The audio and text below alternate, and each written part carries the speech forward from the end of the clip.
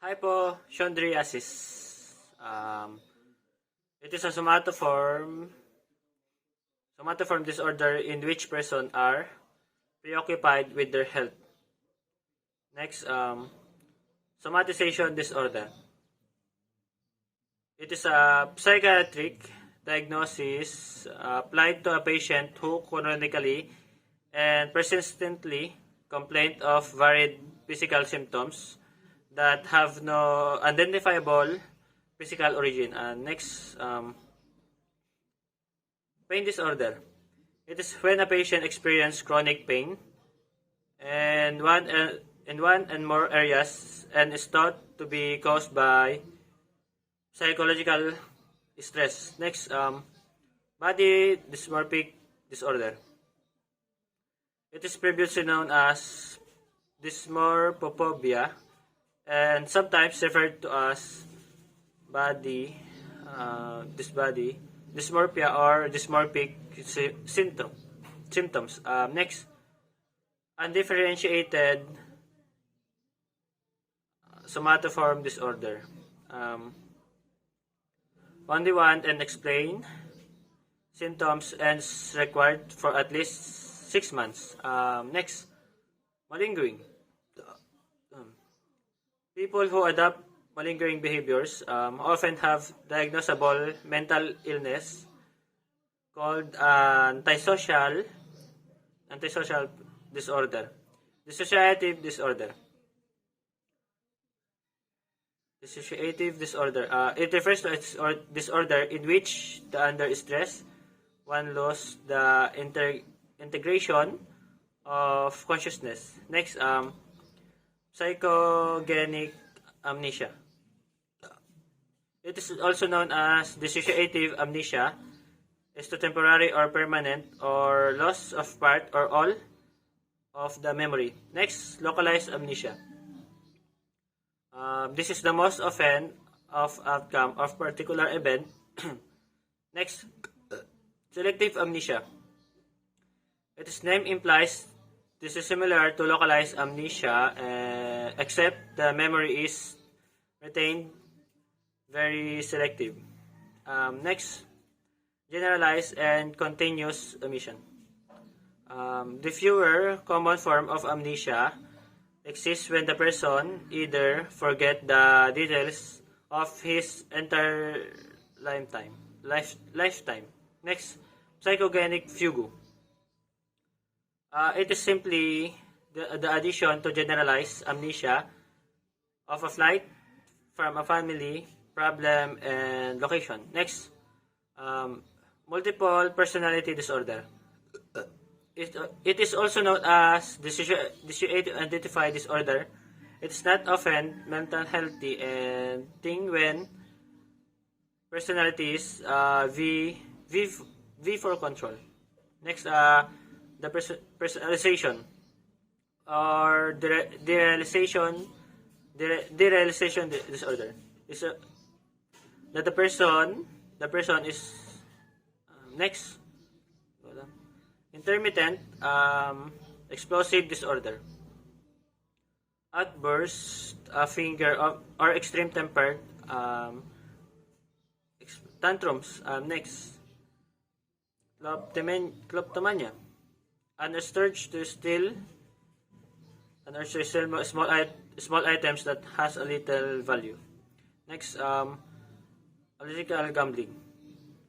It is the ability to stop gambling. Next, pyromania.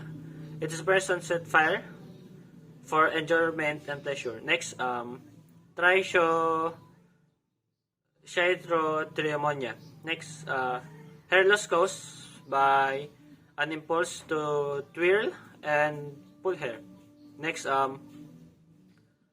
unspecified control disorder. Impulse control disorder.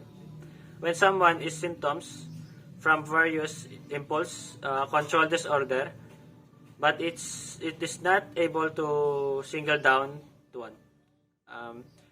Next, compulsive sexual behavior. It is described as excessive or uncontrolled sexual behavior. Next, sleep disorder. sleep disorder. It is the condition of frequently impact the ability to get enough quality of sleep. Next, insomnia. Insomnia. Pala. It refers to the inability to enable sleep, to fall asleep, or to remain asleep. Chronic.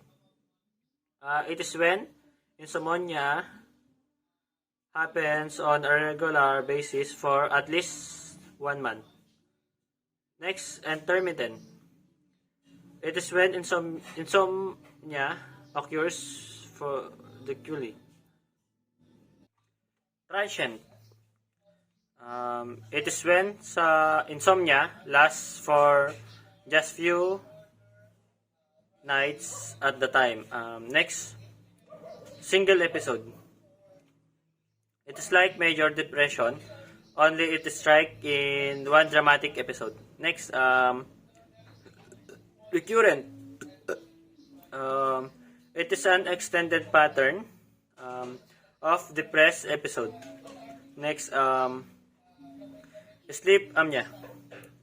It is characterized by post-breathing during sleep. Next, parasomnias. To this class of a sleep disorder that cause abnormal movements and behavior during sleep. Next, restless legs syndrome. It is an overwhelming need to move the legs.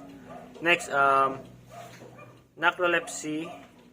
It is characterized by sleep attack that attacks that during the day. Tactical. Next, tactical. Tactile. People with schizophrenia often have the sensation that there are things that across their skin. Visual.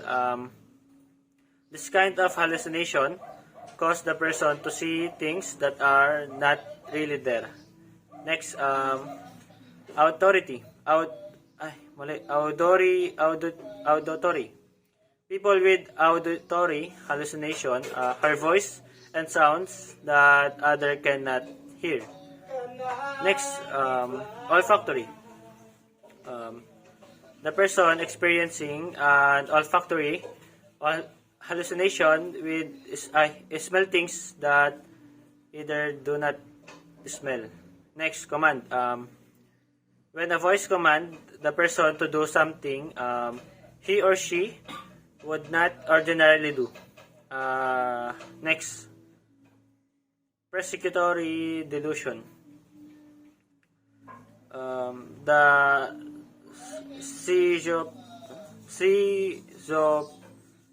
schizophrenic believes that he or she is being talked about, spied upon his or her death being planned. Next, delusion of reference. The schizophrenic gives personal importance to completely unrelated incidents, object, or people.